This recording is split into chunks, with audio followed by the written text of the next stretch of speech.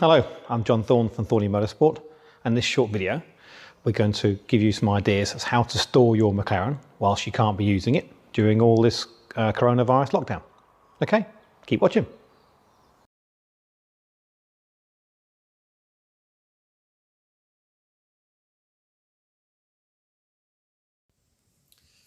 Hello, hopefully your Mclaren is stored under its wonderful Mclaren cover inside. So first thing, also remove the cover. Now of course what we would suggest is that you keep your Mclaren plugged in with its battery charger.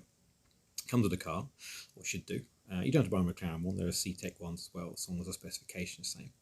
And they plug into a cigarette lighter point in the front of the car here on 12C. However, there are circumstances when the Mclaren has gone flat and not been plugged into a charger and needs to have charge put into the battery to get it going again.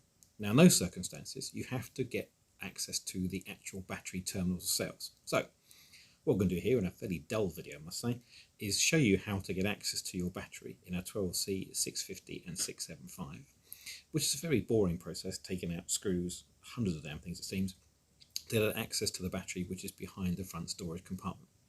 Now here's where the Sport Series and Super Series cars can get smug, because on those cars it's much easier, which we'll show you later on. So remove a combination of 4mm and 6mm screws and some pop clip rivets. Remove the top rubber hosing, as you've just seen, just pulls off, and then remove the last of the clips which are covered by the rubber hosing around the top. You also remove obviously the storage net and any screws around. There are quite a lot in total, everywhere it seems. Remove the net, and then remove the lower carpet as well, and underneath the carpet there's even more screws to undo.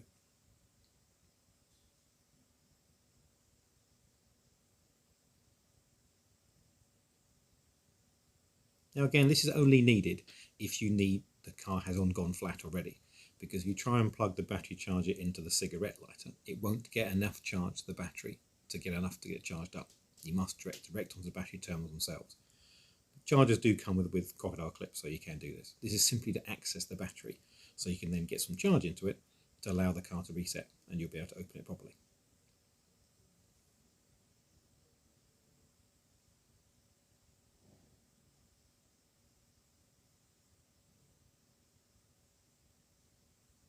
As you can see, it's a really drawn out procedure and basically a faff, which is why Mclaren, in their wisdom with the later models, have decided a completely different system of doing it, which is much easier, which we'll see in a bit.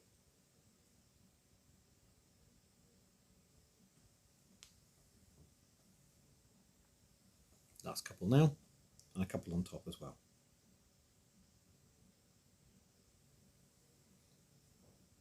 Now again, you really only need to do this if your battery has gone flat. Now if you're plugged in with a battery charger, you should be perfectly fine.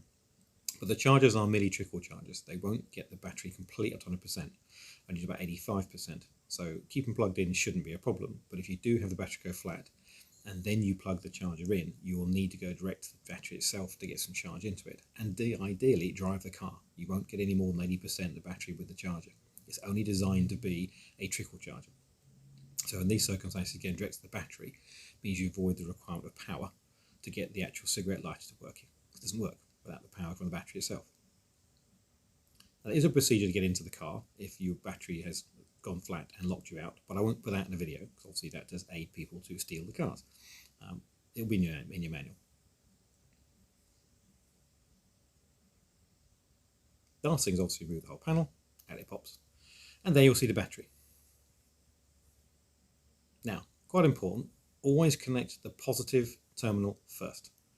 And also, secondly, make sure the key is in your pocket, not in the car, because the moment you plug the charger to it, the car will lock. So if you have no key in your pocket, you're locked out. On the Sport Series and on the Super Series 720s, it's much easier. Here you go, 2 clips, pops open, there's your battery. And again, key in pocket, just in case it's gone flat, because the car will lock itself. Lastly, what we do recommend is to move the car. Now, gearboxes can be a problem on some of these cars. Primarily it's down to a wear issue with the input shaft and the seals, but we have seen cars that have been stored for a long period of time have seal leakage where the seal has shrunk from lack of lubrication. So we do recommend every month, a few weeks ideally, you actually drive the car. Now obviously if you can't drive the car out in the streets, literally just driving it forward and back a few times, going in and out of where your garage is, at least get some lubrication through the gearbox, ideally warming it up at the same time. Now this isn't really a huge necessity, but what we really recommend is that even some movement on the gearbox gets some fluids going around, and therefore leave it as a chance of being a leaking gearbox with seal failure later on. Okay, everyone stays well out there, stay safe out there. Hope this is useful for keeping your car stored. Okay.